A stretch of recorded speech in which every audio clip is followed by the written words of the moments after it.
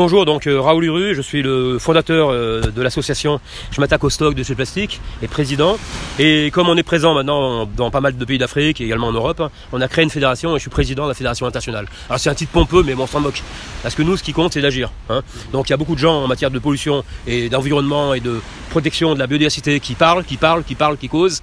Alors ok, on les laisse faire, nous on parle pas, mais on agit. Donc aujourd'hui, on est sur la plage de NBR, donc le 28 octobre avec monsieur Bassirou Samba, qui est le responsable local de l'association Je m'attaque au stock de déchets plastiques.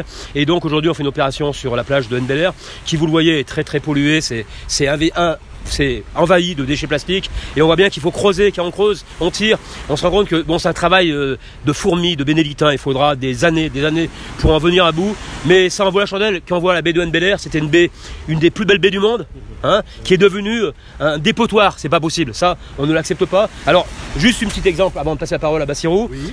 Le plastique là il est sur la plage, il est dans les océans, nous en France on les ramasse dans les forêts, dans les rivières, dans les montagnes, etc.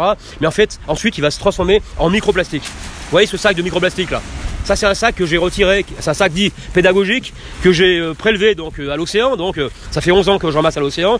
Et en fait ça c'est la destination du plastique. Tous les plastiques qui sont destinés à devenir microplastiques. Et ça va dans l'océan. Dans l'océan, il y a un organisme de recherche japonais qui a évalué à aller entre 20 et 40 trillions le nombre de microplastiques présents dans les océans. On rappelle, un trillion c'est 1 milliard de milliards, donc c'est une quantité hallucinante. C'est-à-dire que ça va être mangé par les poissons, par les tortues, par les oiseaux qui vont mourir. Mais ensuite, nous, quand on va manger les poissons, on va manger du plastique. Et maintenant, on sait très bien que les prélèvements ont démontré que dans notre cœur, dans notre poumon, dans notre cerveau, même dans les oreilles, il y a du microplastique. C'est pas possible. Donc moi, je remercie à tous les présents, donc notamment les deux enfants, donc les deux gars, là, donc les deux jeunes, Abdou et Abdaï et Fallou, Fallou Diouf, qui sont présents. C'est les jeunes, c'est l'espoir, parce qu'ils ont fait ça pour eux aussi. Donc alors aujourd'hui, on aurait pu être plus nombreux. Ok, c'est vrai, mais bon, c'est comme ça. Mais bon, moi en France, c'est pareil. Il y a des jours, on est très nombreux. La dernière fois, on était 50. Il y a des jours, on est 5-6. Il y a plein de gens qui nous disent « Ouais, c'est bien ce que vous faites, c'est super bien, etc. » Mais quand on les appelle pour venir un samedi matin, pour donner 3 heures de leur temps, eh bien, ils disent « Ouais, mais tu sais là, je suis occupé, je travaille la semaine. » Comme si nous, on ne travaille pas la semaine. Peu importe, nous, on est positif, on avance, on construit. Et donc, voilà. Merci. Et là, on a organisé une autre séance de ramassage à la baie de Hann. Actuellement, nous sommes à la baie de Hann. C'est vrai qu'il y a eu beaucoup de déchets, plastiques et autres.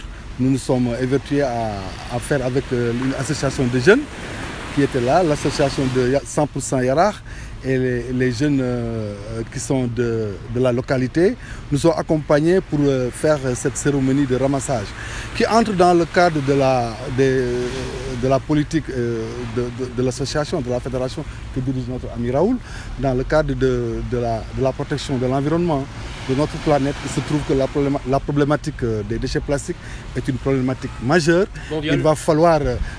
Il va falloir faire un plaidoyer.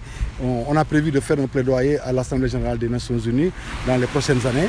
Et avant ça, il nous faudra nous mettre sur le terrain, aller sur le terrain, et ça a été l'objet de notre action de ce jour. L'année dernière, on l'avait fait à Ngor, à la plage de Ngor.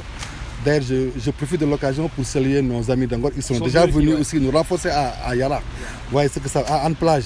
Donc déjà, on sent une cohésion, on sent une communauté qui va se former autour de la problématique du plastique au Sénégal. Alors, et ça, c'est la bonne nouvelle. Nous entendons vraiment pérenniser ça, mettre ça dans plusieurs autres localités, à Tcharoy, à Cambérène, à Yembol et autres. Partout où se posera le problème de la problématique des plastiques, de l'environnement, nous irons l'avant tant que c'est dans nos possibilités. Actuellement, durant cette semaine d'ailleurs, nous avons consolidé les rapports avec les autorités publiques, avec les maires des communes, le ministère de l'Environnement, c'est prévu. Mais on va, comme c'est une c'est une deuxième journée, il est vrai, mais on va consolider et essayer de renforcer les prochaines années avec les autorités publiques.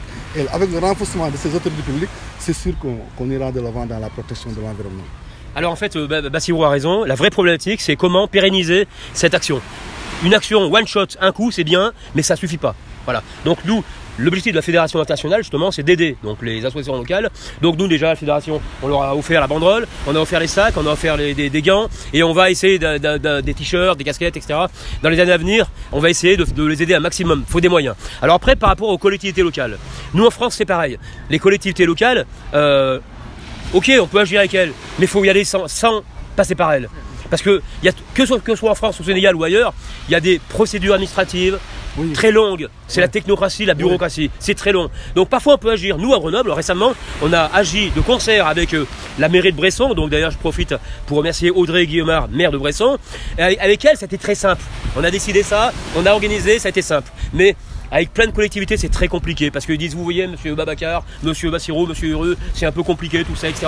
Donc nous, le but, c'est d'y aller directement. Et ensuite, si les collectivités veulent nous aider, tant mieux, tant mieux. Mais c'est nous, c'est les citoyens qui pourront régler le problème. Donc l'enjeu, c'est de faire en sorte qu'on soit un maximum de citoyens.